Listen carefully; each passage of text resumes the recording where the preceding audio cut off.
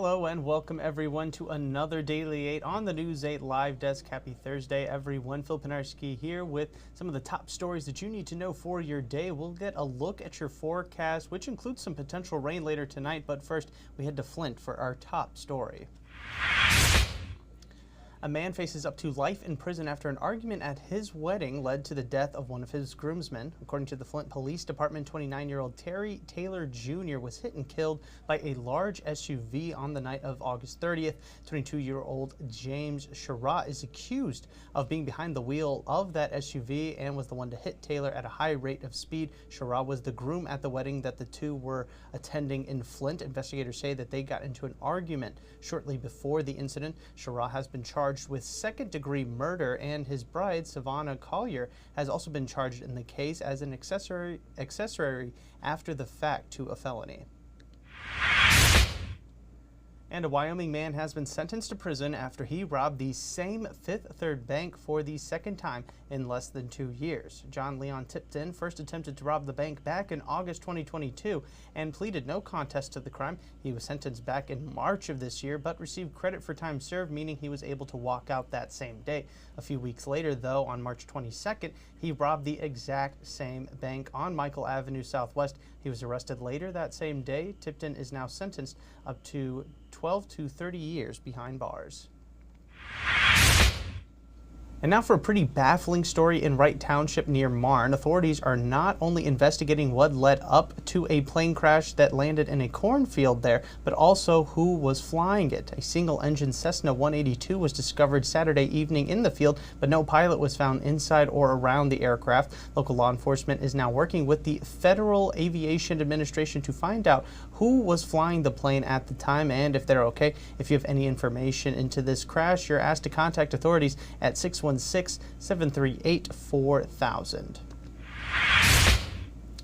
And today also marks the 49th anniversary of the assassination attempt of President Gerald R. Ford. On September 5th, 1975, Ford was in Sacramento, California to meet Governor Jerry Brown. He was walking from his hotel to the Capitol when Lynette Squeaky Fromm pulled a gun on the president. Ford was not injured in the attack, and Fromm was stopped by Secret Service agents. This would not be the only assassination attempt on Ford's life. Just 3 weeks later, he would escape another attempt unharmed.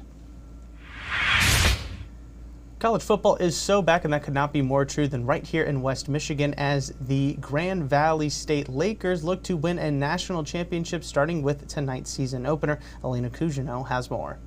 There's a lot of excitement surrounding the home and season opener here at Lubbers Stadium for Grand Valley State University's football team.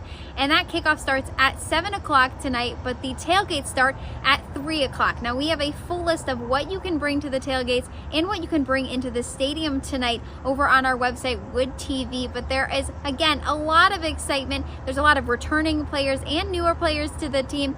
And you can watch the game and kickoff at 7 o'clock live on WXSP. And again, if you want to see what you can and can't bring into the stadium, that's all over on woodtv.com. All right, thanks, Elena. And this is a good time to remind everyone that Football Frenzy is also back in action. We will have coverage of nearly 24 high school football games tomorrow night right here on Wood TV. And part 3 of our new digital series outlining the resurgence of South Division Avenue here in Grand Rapids is out right now. The first 2 parts talked about the storefronts filling up the street and the construction projects in the area. This final installment is all about the future. Business reporter Madeline Bursma gives us a look at what else is coming to South Division right now, and it could be sooner rather than you think. All 3 parts can be found right now on woodtv.com as well. Let's take a step away now and get you a look at your forecast for this Thursday. Here's Storm Teammate meteorologist Matt Kirkwood. And welcome. You're looking at another dry day out there, although an isolated shower can't be ruled out southeast of Grand Rapids. But today the focus will be the temperatures. One last really warm day, and then things certainly change. What's going to bring that change is a cold front off to our west. That's also going to bring a significant chance of rain that we actually need quite a bit. But daylight hours, just an increasing cloud scenario with highs a little bit 80s out there. Wind is out of the south-southwest. Sunset time shortly after 8 o'clock. And then rain chances arrive arrive tonight, especially late evening and thereafter. We're looking at them holding out into early Friday, but much of the weekend now looks dry. It certainly will be cooler, no question about it, but the area of low pressure, the upper level low pressure system, looks like it's going to be positioned a little bit further east in the Great Lakes, giving us a better forecast, especially the tail end of the weekend with highs pretty close to 70 on Sunday. Partly cloudy conditions. Look at the weather pattern that unfolds next week. Warming trend with a whole lot of sunshine and comfortable humidity levels. All right, thanks, Matt. And we have one last story for everyone today. Pause with a Cause. The Service Dog Training Organization is beginning a $9.5 million renovation and expansion project to its Wayland facility. The nonprofit hopes to use the increased space to provide more training and thus more service animals to those in need, especially as the need for the animals has increased in recent years. The training facility itself will get an upgrade, and the additional 4,500 square feet of space will be used to house the animals there as well. Construction is expected to be completed by this time next year.